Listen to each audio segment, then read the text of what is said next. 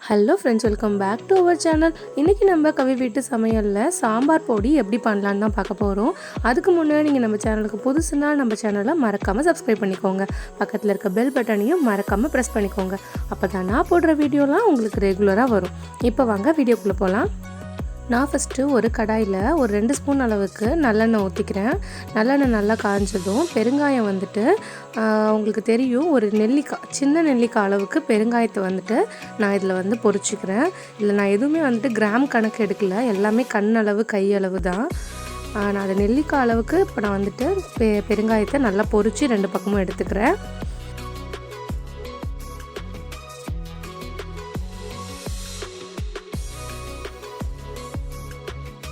இப்போ பெருங்காயத்தை நல்லா பொரித்து எடுத்துக்கிட்டேன். இப்போ அதே எண்ணெயில் கடலப்பருப்பு வந்து சேர்க்குறோம். நான் எவ்வளோ எடுத்துருக்கேன்னா, நம்ம கை இருக்கும்ல, நம்ம கைப்பொடியில் 3 கைப்பொடி அளவுக்கு நான் வந்துட்டு கடலப்பருப்பு எடுத்து நல்லா வந்து ரோஸ்ட் பண்ணிக்கிறேன்.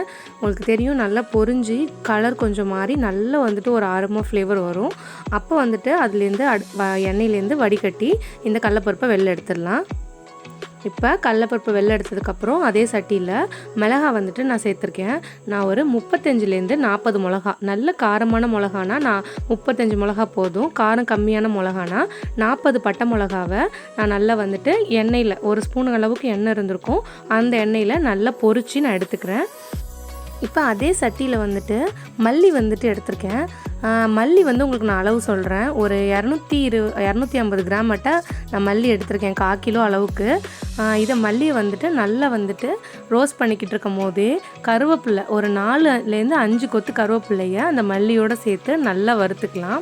மல்லி வந்துட்டு எப்படி பொரிஞ்சிட்டுன்னு தெரியும்னா, வெடிக்கும் மல்லி. ஆக்சுவலாக வெடிச்சுது அப்படின்னு சொல்லிட்டா உங்களுக்கு மல்லி வந்து நல்லா வந்து ரெடி ஆயிடுச்சுன்னு அர்த்தம். நம்ம போட்டிருக்க கருவேப்பிள்ளையும் மல்லியும் சேர்ந்து நல்லா வந்து பொரிஞ்சு மொறுன்னு ஆகும். அப்போ அதை வந்து எண்ணெய் சட்டிலேருந்து எடுத்துடலாம். அடுத்து அதே எண்ணெய் சட்டியில் நான் ஒரு 2 ஸ்பூன் அளவுக்கு வெந்தயம் போட்டு வெந்தயத்தை பொன்னிறமாக வறுத்து எடுத்துக்கிட்டேன். அதுக்கப்புறம் ஒரு 1 ஸ்பூன் அளவுக்கு எண்ணெய் ஊற்றி அதில் ஒரு 3 ஸ்பூன் அளவுக்கு ஜீரகம் பண்ணிக்கிறேன். ஜீரகத்தோடு சேர்த்து ஒரு 3 ஸ்பூன் அளவுக்கு மிளகு ஆட் பண்ணிக்கிறேன். இது 2த்தையும் எண்ணெயில் போட்டு நல்லா வந்து ரோஸ்ட் பண்ணிவிடுங்க. எண்ணெயில் நல்லா பொரியணும் ஜீரகமும் மிளகும். இது பொரிஞ்சிச்சுன்னா இதை வந்து சட்டிலேருந்து எடுத்துட வேண்டியது தான். நான் இதில் 1 ஸ்பூன் அளவுக்கு சோம்பு ஆட் பண்ணியிருக்கேன். சோம்பு ஆட் பண்ணதை எடுக்க மறந்துட்டேன். இப்போ இது நல்லா பொரிஞ்சதுக்கப்புறம் இது எல்லாத்தையும் ஒன்றா கொட்டி மிக்சியில் அடிச்சிட வேண்டியது தான். இது நல்லா ஃபுல்லாக ஆறுனதும் மிக்சியில் பொடி பண்ணி வச்சுக்கோங்க. இதுதான் சாம்பார் பொடி. நீங்கள் வைக்கிற சாம்பார், இட்லி சாம்பார், சாதாரண சாம்பார், பிஸ்மில்லாபாத் எல்லாத்துக்கும் இந்த பொடி ஆட் பண்ணிக்கலாம். நீங்கள் மறக்காமல் இந்த சாம்பார் பொடியை ட்ரை பண்ணி பார்த்துட்டு எப்படி இருந்துச்சுன்னு கமெண்ட் பாக்ஸில் கமெண்ட் பண்ணுங்கள்.